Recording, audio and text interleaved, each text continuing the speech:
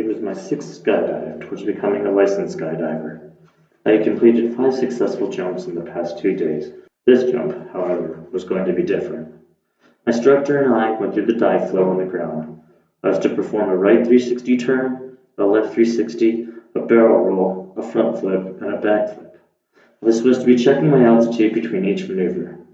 We loaded up on the plane and began our climb to altitude. We were headed all the way to 14,000 feet. Finally, we were at altitude. We made our way to the door. I got in the door and gave the count. Prop, up, down, out. I start to fall stable and perform my maneuvers.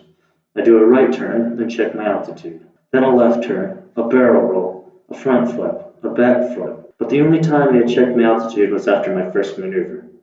After completing my last maneuver, I decided to track away from my instructor.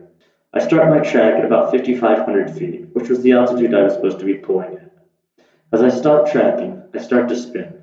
I'm unable to stop my spin, and I'm now not thinking as clearly as I should. My instructor chases me down and stops my spin, but we are now about 1,500 feet below my original pull altitude. He sticks his finger out in front of my face, which means pull. Instead of pulling, I look over at where he is pointing, thinking to myself, what's over there? He shakes his finger in front of my face again, and now I'm looking at where he is pointing and thinking there's something important over there that I shouldn't be aware of. He shakes his finger again, and now I'm convinced I need to know about something over there. My instructor finally gets to my pilot chute and pulls my main canopy for me. He did this at about 1,700 feet. As my main canopy starts to inflate, I notice something odd trailing me. All of a sudden, a second canopy inflates. My AAD had fired my reserve. An AAD is a little computer that deploys your reserve canopy if you're going too fast, too low. As my main was deploying, I was going fast enough that the computer fired my reserve. Now I had a malfunction called a 2-out. The canopies started to fly side by side. I remembered my ground school training and what to do for this malfunction. Arms up and let them fly. Don't give any inputs.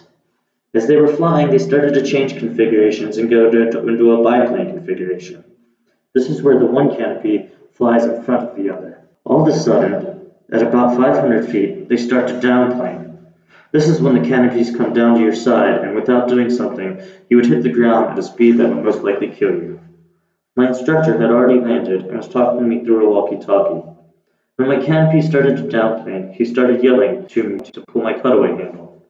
I follow his instruction. As I pull my cutaway handle, my main canopy detaches and clears my reserve. Thank God, I am safe. I now only have the reserve canopy above me. I fly the reserve all the way to the ground, and as I land, I think back about how I had almost died. I didn't realize how big of a deal my malfunction was until later. To this day, now with almost 1,500 jumps, my nickname on any drop zone is 2-out.